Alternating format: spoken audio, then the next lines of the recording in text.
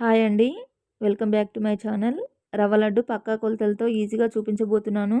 ముందుగా బాండిని పెట్టుకొని 3 గ్లాసుల రవ్వను నెయ్యిని వేసుకొని బాగా ఫ్రై చేసుకొని ఒక ప్లేట్లోకి ట్రాన్స్ఫర్ చేసుకోవాలండి.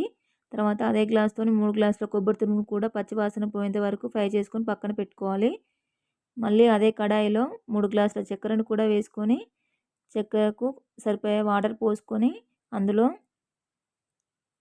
కొంచెం ఇలాచి పౌడర్ అలాగే నెయ్యిని వేసుకుంటూ బాగా కలుపుకోవాలి.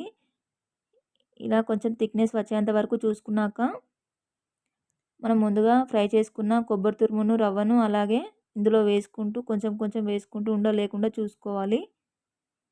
ఇలా మొత్తం వేసుకున్నాక కొంచెం చల్లారనివ్వాలండి.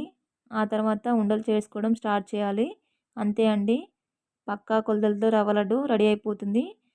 Thank you for watching. Please do subscribe.